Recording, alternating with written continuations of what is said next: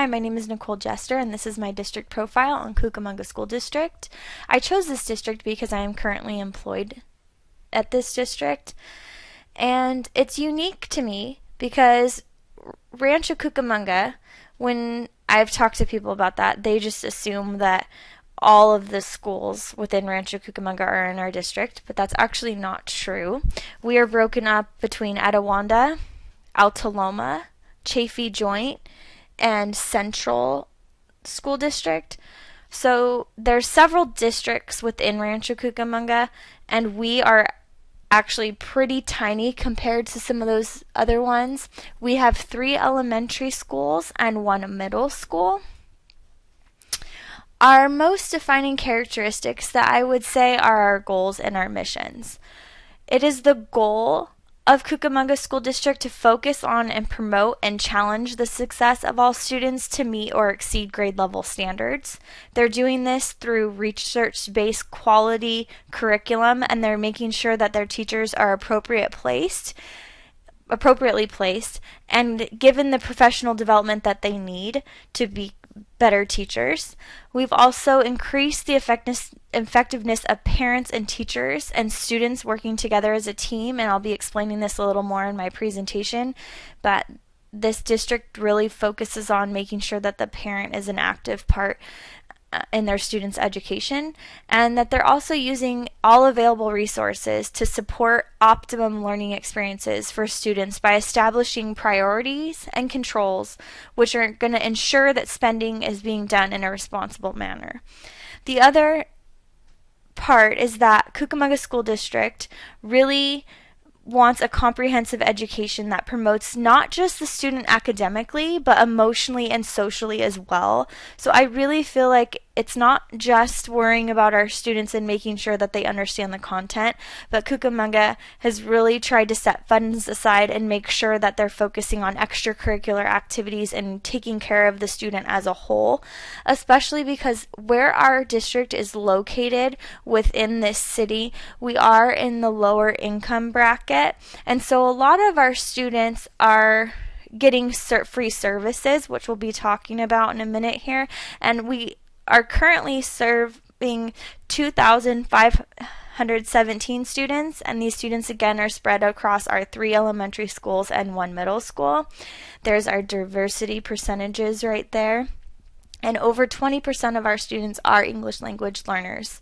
What was really surprising was just how many of our students are eligible for a free lunch. So this just goes to show me what I'm working with as far as where my students are coming from, where their background is, that they are in a lower income area. But our school has really helped a lot of these kids rise above where they're at, and for that I really appreciate the district. Here's some of our financial trends and where we're at. This is our expenditure report, and it's showing that we're spending a total of $22,807,399.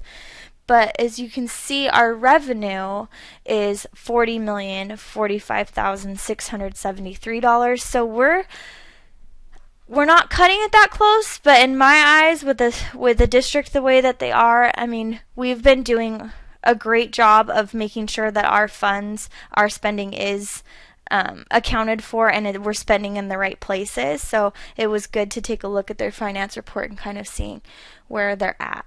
Our strategic plan is something that has been pretty overwhelming to look at. I've talked to several other teachers about the LCAP, and a lot of them are actually on the board. And so from what feedback I've gotten from them is that they are really trying to change the format of it because their document is really overwhelming, and it was hard for me, even with this assignment, to break down all the information. But one of their goals that was really standing out to me on their LCAP was their focus on intervention and enrichment programs. They really want the students to succeed, and so they're looking at continuing sports and electives and clubs and after school things, enrichment classes, homework help. So both during the school day and outside. So they're really trying to address the whole child, which again I've talked about was a part of their goals. The other thing is they're wanting to make sure that we have fully credentialed teachers. And so far on all of the individual schools strategic plans that I looked at, we do have all of our teachers are credentialed, and they're making sure that they are appropriately assigning these teachers. I've talked about their overall goals with intervention and enrichment programs. And the last one is parent education. This is actually something that's fairly new to our district. They have been holding classes after school for parents, especially those who are Spanish speakers only or our EL students. They've been holding classes for their parents to be able to start communicating in English. They've been giving them English classes. So I really appreciate the district's focus on that, and that's all a part of their strategic plan. The recent changes is that there's been a teacher on assignment specifically for technology. So there's one teacher that goes around to all the schools in the district, and he might take a few other people with him, but he's always their main contact to make sure that our technology is up and running for our students as well as our teachers. And he goes and puts in all the current updates on our laptops and tablets for the students. Another recent change is that all of our students, including now our kindergarten, who are just going to be getting those coming to them, I think, next week, they're getting one-on-one devices for primary. So we've had it for 3rd through 5th, but now our K through 2nd will be getting their own one-on-one tablets to be using in the classroom. The last recent change is Saturday school program for attendance recovery. So we take a look at our students and who's been missing too many days of school, and they are allowed to come to a Saturday school to make up that absence. And that's happening from the K through 5th grade level, and I believe it's going on at the middle school now, but again, this was a pretty recent change for us. I would say the strengths of this district is that we do provide all-day kindergarten. It definitely values technology. I mean, it's huge and only becoming more apparent with them providing one-on-one devices. Another recent change, and I believe it is a strength, is that at the middle school level, the students are able to keep their one-on-one device as long as they've been with the district from 6th through 8th grade. So we're keeping our technology up to date by doing this and allowing our students to take that technology home, and then when the new student arrives, they'll be getting the new updated version of that technology. So this district, its main focus is technology, and they've been putting in all the implementations and plannings in the correct way, I believe, by making sure that there is somebody there to support our teachers and support our students, and having a teacher on staff that can show us how to use this technology and make sure that it's working. Another strength is teacher education. Cucamonga School District values this, and I know that firsthand because grade levels will go out and be getting technology training or curriculum training or training on things like dibbles and how to be doing them a different way, or using technology with dibbles. So that was pretty recent, so they need subs, and I mean, we're talking like grade levels. This will be happening one day all of 2nd grades out, then the next day, all of 3rd grades out. So the district is really big on teacher education and making sure that our educators are still continuing their education and being up to date on the current curriculum and any other changes that are coming. Some challenges that I would say that this district has is the fact that they do have low-income families. It's hard because the district does have to provide a lot of services because our students don't have the available resources at home to get what they need, as well as class size is another issue. Now, when I was looking at the schools individually, this was a huge issue because some schools, their class sizes would maybe range between 22 to 26 students, whereas the school that I'm at within our district, I mean, we've got over 30 kids in a classroom. We'll have up to 33, 34 sometimes, even at the lower levels.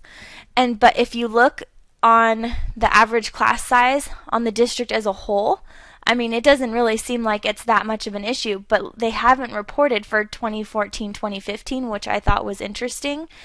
But this was a problem, I thought, because just I know from educating, I was like, why are our class sizes so big compared to some of the other schools that I've subbed at? But then if you go on the district, it doesn't look like, oh, it's not that big of an issue. We stay under 30, but that's not the case. So my recommendation is definitely doing redoing some of our district boundaries. There's just those things that are popping up now. Now we have a new development coming of apartments, and so we need to do our district boundaries correctly so that our students are being a little bit more spread across the district, like what that graph showed, instead of looking on the planning of each individual school and going, wait a minute, why are we so over we're just packed and inundated in one school of students and not in the others. So they definitely need to consider redoing the district boundaries. The other thing is, I think it is important to continue to teacher education and give our teachers the resources and things that they need so that they can give the best education to their students, and really stay focused on the district goals, because those goals that they have set currently are what it really means to be a good educator. So they definitely need to focus on making sure that our teachers are appropriately placed and using effective teacher strategies and getting that professional development they need, and increasing the effectiveness of parents and teachers together so that it is a team effort, and making sure that there is regular communication so that our students can succeed.